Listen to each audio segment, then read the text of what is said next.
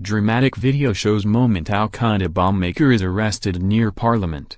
To view this video, please enable JavaScript, and consider upgrading to a web browser that supports HTML5 video. This is the dramatic moment armed police bundled a suspected terrorist to the ground, foiling a mass casualty knife attack. Khalid Mohammed Omar Ali, 28, was bundled to the ground by at least 6 anti-terror cops moments before he could carry out a mass casualty attack with kitchen knives, a jury at the Old Bailey was told. 3 knives, 2 in his jacket and another in his underwear, were seized by police near the Houses of Parliament in April last year, 4 weeks after Khalid Masood brought carnage to Westminster.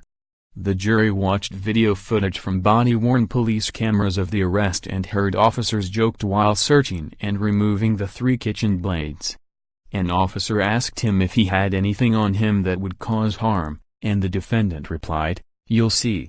Alison Morgan, prosecuting, said, during the search of the defendant, clothing was removed from him and officers noticed a small cut to the front of the defendant's underwear in the area where the larger of the 3 knives had been removed. Later that day, police conducted a search at the family home in Edmonton where 3 knife boxes and a sharper were discovered. In footage, officers were seen to rush from a vehicle shouting, "Move out the way! Move out the way!" before screaming at Ali, "Get on the floor! Get on the floor!" and bundling the alleged terrorist to the ground. His hands were cuffed behind his back as armed police searched him and found 3 knives. After the largest knife was found, an officer said he's racking them up today before Ali was escorted by 2 other officers across the street to a waiting vehicle. Terror cops later raided Ali's home and found other knives as well as a sharpener purchased from high street chain Wilkinson.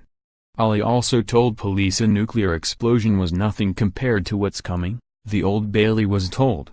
In interviews he told police, "It's okay for you to kill Muslims but you don't expect it the other way round." In 2011 he traveled to Afghanistan and joined the Taliban as a bomb maker and left fingerprints on explosive components. He claimed to have made more than 300 bombs during his time there. Ali's mother had called 999 the evening before the thwarted attack after finding 4 knives lying on the floor by his bed. He claimed he was carrying the knives for protection and that the fact that the British government are committing atrocities around the world, especially against Muslims. "I have to defend my fellow Muslim brothers and sisters," he added. "Look, let me make it clear, if I had any intention to attack I could have attacked 6 months ago when I came back here. It could have easily been done." Ali was repeatedly offered legal representation during interviews but said, "I don't need anyone to represent me because I will be telling the truth." Ali said, "There is a lot that is out there that you guys don't know about. In order to get this message across I came back in person. To let you know, those who are running the country, to give them the message. Leave the Muslim lands, just leave them." While in custody, Ali's clothes were taken away and he was found to have a small cut in the front of his underwear where the largest of the 3 knives was found, jurors heard.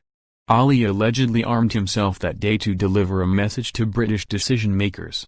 He carried out hostile reconnaissance around Downing Street, New Scotland Yard, the Ministry of Defence, the MI6 building and the Cenotaph on March 18 and April 22 last year, the court has heard.